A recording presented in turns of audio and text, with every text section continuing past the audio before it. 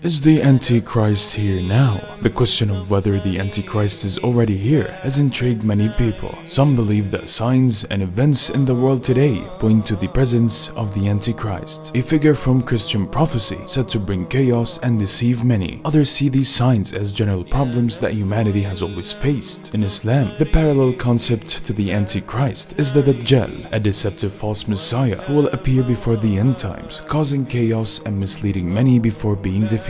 This topic blends religious beliefs, interpretations of prophecies, and current events, making it a fascinating discussion. Exploring this idea helps us understand how ancient prophecies are seen in today's world and why so many are captivated by the possibility that the Antichrist might be among us. The concept of the Antichrist comes mainly from Christian beliefs, particularly from the Bible. The Antichrist is often seen as a figure who will appear before the end of the world, causing great trouble and deceiving many people. This idea is rooted in various biblical passages, primarily in the New Testament. In the Bible, the term Antichrist is used in several places. The Apostle John wrote about the Antichrist in his letters. In 1 John 2:18, he mentions that many Antichrists have already come, indicating that the spirit of the Antichrist was already present. This suggests that the Antichrist could be any person or power that opposes Christ and his teachings. John also warns that the Antichrist is a deceiver, denying that Jesus is the Christ. The most detailed description of a figure similar to the Antichrist is found in the book of Revelation, the last book of the New Testament. This book is full of symbolic language and describes the end times. In Revelation, a beast rises out of the sea, and this beast is often associated with the Antichrist. The beast has great power and authority and deceives many people. It performs miracles and demands worship, setting itself against God. Another key passage related to the Antichrist is the 2 Thessalonians 2:3-4. Here the Apostle Paul speaks of a man of lawlessness who will come before the return of Jesus. This man will oppose God, exalt himself, and deceive many. This description fits well with the common understanding of the Antichrist. Throughout history, many people have been labeled as the Antichrist. Some have pointed to powerful political leaders, seeing them as fulfilling the characteristics described in the Bible. Others have suggested that the Antichrist could be a religious leader who leads people away from true faith. The idea has also been used in literature and movies, making the figure of the Antichrist a popular subject in culture. One interesting aspect of the Antichrist is the idea of deception. According to the Bible, the Antichrist will be very convincing and able to perform miracles, making it difficult for people to recognize him as evil. This deception is a key part of why the Antichrist is so feared. Some modern interpretations suggest that the Antichrist might not be a single person, but rather a spirit or influence that works against the teachings of Christ. This could be seen in various aspects of society, such as materialism, selfishness, and false teachings. This broader view allows people to see the concept of the Antichrist in a way that applies to many situations, not just a single individual. The book of Revelation, the last book of the New Testament, is full of symbolic language and visions. One of the most famous symbols is the beast, which many people associate with the Antichrist. The beast is described in Revelation 13 as a terrifying creature that rises out of the sea. It has 10 horns and 7 heads, with blasphemous names written on its heads. The beast has great power and authority given by the dragon, which represents Satan. The beast is feared because it can perform miracles and deceive many people. It even demands worship from everyone on earth. Those who refuse to worship the beast face severe persecution. This description makes the beast a central figure in the prophecy of the end times, representing ultimate evil and opposition to God. Revelation uses a lot of symbolic language, making it very mysterious and complex book. Understanding these 3 symbols can help us interpret its message. The beast. The beast is often seen as a symbol of powerful and oppressive leaders or governments that persecute believers and oppose God. Its many heads and horns represents different rulers and kingdoms. The dragon. The dragon symbolizes Satan, who gives power to the beast. This shows the connection between evil rulers and the ultimate source of evil. The sea. In ancient times, the sea was seen as a place of chaos and danger. The beast rising from the sea, symbolizing evil emerging from chaos. The blasphemous names. These names of the beast's heads show its defiance against God. Blasphemy means showing great disrespect to something sacred, highlighting the beast's evil nature. Miracles and deception. The beast's ability to perform miracles signifies its power to deceive people. This is a warning that not all miracles come from good sources and that people must be discerning. The mark of the beast. Revelation also mentions a mark that the beast forces everyone to receive on the right hand hand or forehead. This mark, often interpreted as a sign of allegiance to the beast and rejection of God. The Antichrist has been a compelling figure in literature, film, and media. Books like The Omen and Left Behind depict the Antichrist as a central character, weaving thrilling narratives around his rise to power. Films often represent the Antichrist as a charismatic but evil individual, reinforcing the idea of a deceptive figure. These portrayals shape our understanding by creating vivid images of what the Antichrist might be like, blending religious prophecy with creative storytelling. One of the Antichrist's key tactics, according to biblical accounts, is deception. The Antichrist is said to perform miracles to deceive many people. This is highlighted in the Bible, where the Antichrist's ability to perform wonders is a central theme. This deception makes it challenging to identify the Antichrist, as his actions might appear benevolent or miraculous, leading people astray. The concept of the Antichrist can also be interpreted more broadly as a spirit or influence. This perspective sees the Antichrist not just as a single person, but a representation of societal issues like materialism, selfishness, and false teachings. This interpretation allows for the idea that the Antichrist's influence is present in various aspects of modern life, reflecting widespread behaviors and attitudes that go against Christian teachings. Many people look at the current events and wonder if they are signs of the end times. Wars, natural disasters, and moral declines are often cited as indicators. Prophetic signs from the Bible, such as the increase in false prophets and global turmoil, are interpreted by some as evidence that the end days are near. These interpretations keep the discussion about the Antichrist relevant, as people seek to understand if these signs point to his presence. Throughout history and into the modern era, various figures have been accused of being the Antichrist. Leaders like Nero, Napoleon, and Hitler have all faced such accusations due to their actions and influence. In more recent times, some public figures are also speculated to be the Antichrist based on their power and impact. The criteria for these accusations often include charismatic leadership, significant global influence, and actions perceived as evil or deceptive. Media and technology play significant roles in shaping perceptions of the Antichrist. News, movies, and social media can spread ideas quickly, influencing how people view certain leaders or events. Technology also facilitates the spread of misinformation, making deception easier and more widespread. This amplifies fears and speculations about the Antichrist's presence and actions. Not everyone believes in the presence of the Antichrist. Skeptics argue that the concept is based on misinterpretations or exaggerated fears. Different theological perspectives offer alternative views, suggesting that the Antichrist might be symbolic rather than a real person. Those counter-arguments challenge the traditional narrative, encouraging a broader discussion. The idea of the Antichrist has significant implications for Christian doctrine and belief. It influences how believers view the end times and their role in preparing for them. Within the Christian community, there are debates about the interpretation